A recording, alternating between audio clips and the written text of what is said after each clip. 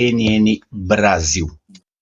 Muito bem, então vamos começar. Eu queria, Mari, já começar com você sobre essa questão da liberdade de expressão, dos ataques à liberdade de expressão e à liberdade de imprensa nos Estados Unidos em especial. Depois a gente vai falar de outros aspectos relacionados a esses temas que são tão importantes para a democracia em outras partes do mundo. Mas eu queria que você fizesse um rápido apanhado para a gente aí dos últimos acontecimentos, esses problemas, vou colocar assim, envolvendo o presidente Donald Trump, a pressão que ele tem feito sobre várias empresas da mídia, o processo contra o ex-diretor do FBI, a situação do pedido de demissão de um humorista numa televisão, um jornalista que acabou fazendo piadas com a primeira-dama Melania Trump, e essa mão pesada do presidente Donald Trump. Dá esse panorama para a gente, por favor. Américo, na última semana a gente teve duas notícias aqui nos Estados Unidos que trouxeram à tona esse debate da liberdade de expressão, porque são indícios de que Donald Trump está de fato transformando em ações as palavras dele, as promessas que ele fez ainda durante a campanha de processar oponentes políticos e agora também de tentar, de alguma forma, controlar a mídia, exercer algum tipo de controle sobre a imprensa. Então, quais foram esses dois? Ele que diz, né, que se orgulha, diz muito que é o governo mais transparente da história, mas a gente tem uma série de episódios envolvendo Donald Trump tentando processar a imprensa, tentando exercer algum tipo de controle, né? Então, vamos lá. Quais foram esses dois episódios? Primeiro, as acusações contra o ex-diretor do FBI, o James Comey, que é um oponente político de Donald Trump. Ele liderou a investigação sobre o suposto conluio entre a campanha de Trump e a Rússia nas eleições de 2016. Então, é um adversário que Trump vê como um adversário político antigo já. No ano passado, Donald Trump, aliás, o Departamento de Justiça já fez acusações contra James Comey. Essas acusações foram dispensadas, a justiça entendeu que não havia base legal para isso, e agora, mais uma vez, o governo americano, o Departamento de Justiça está acusando James Comey por causa de uma postagem que ele fez nas redes sociais, que tinha ali uma praia, conchas em uma praia com os números 86 e 47. 86 é um número que acabou virando uma gíria aqui nos Estados Unidos, principalmente, olha só, por causa de restaurantes, em que dizem, 86 ou 86, que quer dizer tira algo do cardápio, remove. E 47 é um 40º, foi entendido pelo Departamento de Justiça, né, pela acusação, como uma referência ao 47º presidente dos Estados Unidos, que é Donald Trump, né? Ele foi o 45º e agora o 47º, e aí a acusação juntou as duas coisas e entendeu que por essa postagem James Comey estava incitando uma ameaça de morte ao presidente dos Estados Unidos, a Donald Trump. Então agora ele está sendo acusado por essa postagem de conchas formando esses dois números que fez no ano passado no Instagram. Ele que, de novo, já foi alvo de um processo no ano passado.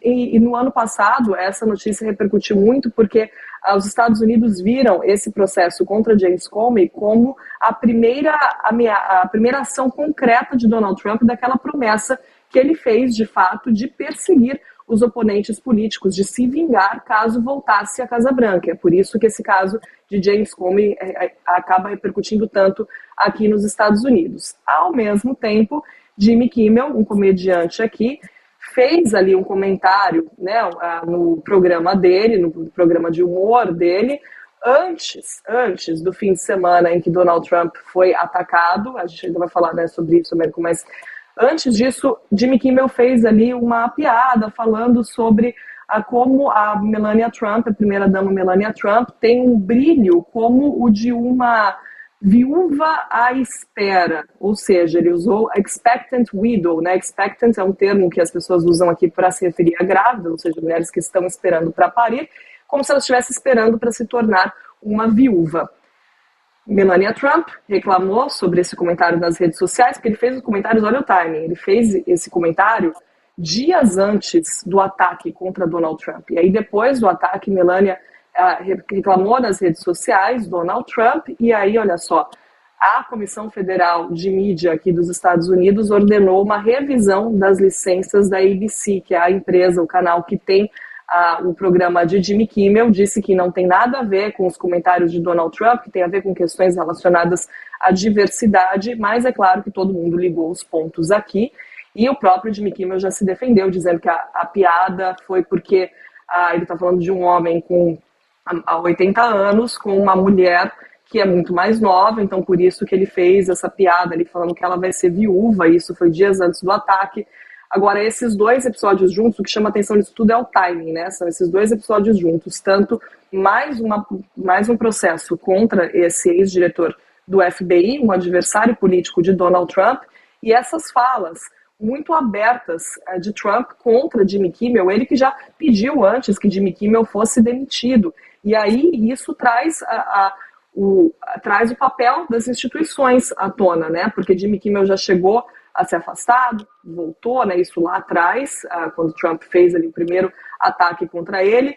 Os processos até agora não foram para frente, processos de Trump contra empresas de mídia ou então contra o próprio James Comey, né? Então as instituições não estão normalmente deixando passar esses processos, mas é claro que isso traz um debate sobre a liberdade de expressão e até onde vai o controle do presidente americano, o poder do presidente americano nessas outras esferas aqui dos Estados Unidos.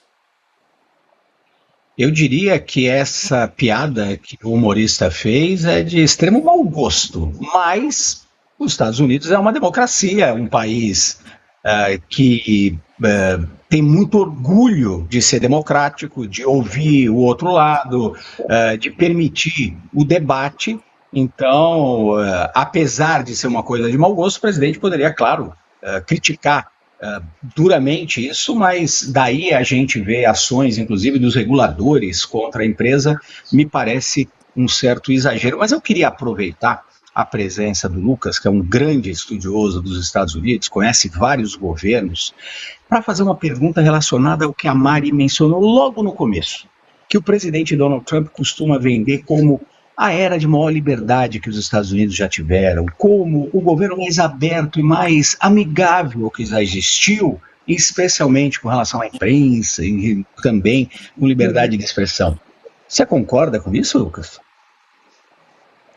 Veja só, Américo, Mariana, se nós relembrarmos qual seria o discurso do presidente Trump naquele jantar dos correspondentes, naquele domingo em que aconteceu toda aquela situação de cancelamento, de uma pessoa que estava ali em posse de uma arma de fogo, o discurso seria, naquele momento, exatamente sobre a liberdade de expressão, como a liberdade de expressão faz parte do discurso do presidente dos Estados Unidos, e também de uma direita americana hoje, até uma direita maga, vinculada ao presidente, que fala sobre a importância da primeira emenda à Constituição americana, que trata da liberdade de expressão, independentemente daquilo que é dito, se é algo problemático ou não. A direita tem cultivado esse discurso de preservação e da importância da primeira emenda.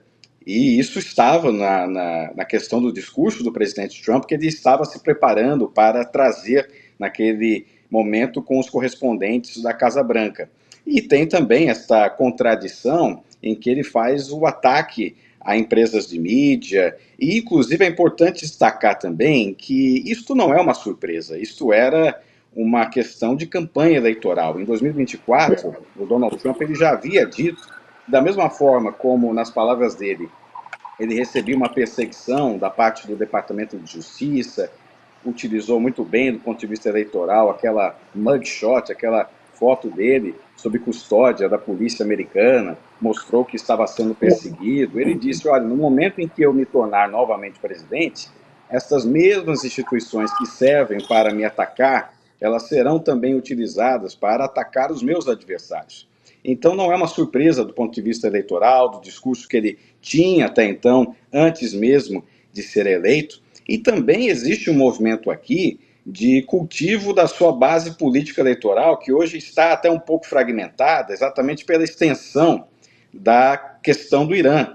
Hoje há uma discussão, uma divergência dentro da base eleitoral do presidente, no sentido de compreender ou não compreender por que esse conflito está durando tanto tempo e está afetando a popularidade do presidente. Então, por exemplo, na medida em que ele traz a questão das TVs, dos comunicadores, a questão da Disney, de renovar a concessão ou não, a licença, tudo isso também faz parte de uma agenda ideológica, porque na campanha eleitoral e a base eleitoral do presidente Trump enxerga estas empresas de comunicação como portadoras de uma agenda progressista que não agrada os conservadores.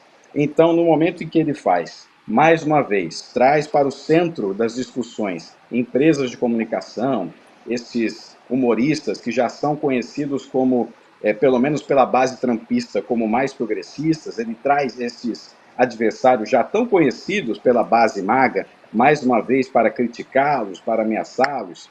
Isso também é uma estratégia para tentar reanimar uma base eleitoral, uma base política, que hoje encontra poucos motivos para poder defender um presidente que enfrenta dificuldades em casa, enfrenta dificuldades para renovar a questão da economia e também enfrenta dificuldades para se colocar em um patamar de mais popularidade que hoje ele não tem. E por isso que ele reativa mais uma vez a questão da discussão da liberdade de expressão, exatamente para aflorar, para animar um pouco mais uma base que hoje se encontra muito desanimada com relação ao que representa o governo até aqui do presidente Trump. Eu queria lembrar que quem assiste